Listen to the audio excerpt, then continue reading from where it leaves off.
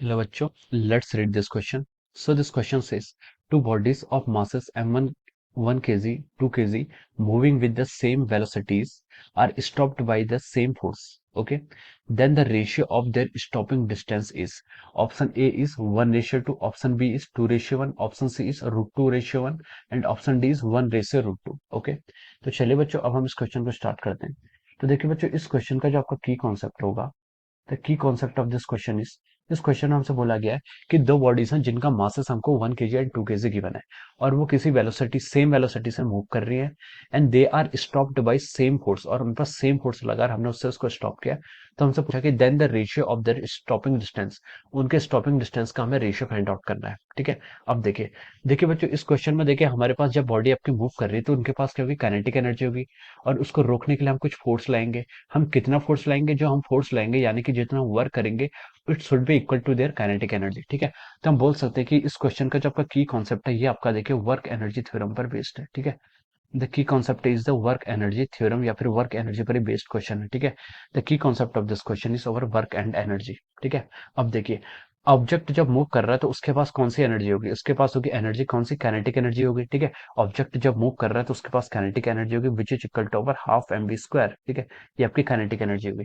और देखिए उसको स्टॉप करने के लिए हमें उसको स्टॉप करना है तो हमें कुछ वर्क करना पड़ेगा टू स्टॉप द ऑब्जेक्ट. ठीक है, अगर कोई ऑब्जेक्ट मूव कर रहा है और आपकी तरफ आ रहा है, अगर आप उसको रोकना चाहेंगे तो we should apply some force. ठीक है, और हमें कुछ वर्क करना पड़ेगा और वर्क कितना होगा, वो वर्क होगा आपका एफ इंटू एस के इक्वल. ठीक है, वो होगा आपका फोर्स इंटू डिस्प्लेसमेंट. ठीक है, फोर्स इंटू डिस्प्लेसमेंट के वो क्या होगा, इक्वल होगा. ठीक है, तो ये इस तरीके से हम बोल सकते हैं कि देखिए हमने यहाँ पर एनर्जी और वर्क को क्या कर दिया, इक्वेट कर दिया. ओके, अब देखिए अब हम क्या करेंगे, देखिए इस क्वेश्चन को स्टार्ट करते हैं.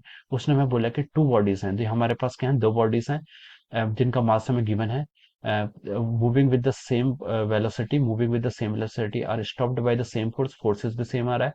Then the ratio of the stopping distance, हमें क्या करना है, उनके स्टॉपिंग डिस्टेंस का रेशियो फाइंड आउट करना है. ठीक है, तो देखिए हम क्या लिख सकते हैं यहाँ से, हाफ, अब दो बॉडीज हैं तो हाफ m1 m2 उनके करस्पॉन्डिंग लिख लेते हैं. ठीक है, moving with the same velocity, उनकी वेलोसिटी सेम है तो v को हमने v स्क्वायर ही लिखने दिया. ठीक है, applied by the same forces, force भी सेम है. अब हमें यहाँ पर डिस्टेंस यानी कि s1 और s2 का रेशियो फाइंड आउट करना है. ठीक है, इसको हम डिवाइड कर लेते हैं, आपका half m2 v square is again equal to the force same है इनटू डिस्प्लेसमेंट, आपका स्टॉपिंग डिस्टेंस अलग अलग है. ठीक है, अब देखिए अब आप यहाँ से इसको सॉल्व कीजिए. ठीक है, तो देखिए हाफ से आप यहाँ पर हाफ कैंसिल कर लीजिए, वी स्क्वायर से वी स्क्वायर कैंसिल कर लीजिए, फोर्स से आपका फोर्स कैंसिल हो जाएगा.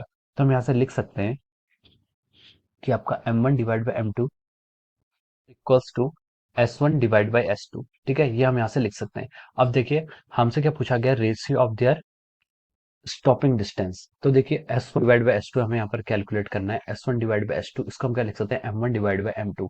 m1 कितना आपका 1 kg और m2 कितना 2 kg. ठीक है, तो यहाँ से हम लिख सकते हैं कि जो आपका s1 बाई s2 का रेशियो आ गया, it is coming out to be equal to over 1/2. ठीक है, ये आपका स्टॉपिंग डिस्टेंस का क्या गया, रेशियो आ गया. ठीक है, तो ये देखिए आपको ऑप्शन ए में गिवन है. ठीक है, this is given in the option A, so we can write down that option A is the correct answer of this question. Okay, हम यहाँ से क्या लिख सकते हैं, option A is the right answer of this question. Okay, so I hope you all understood this concept. All the best and thank you so much.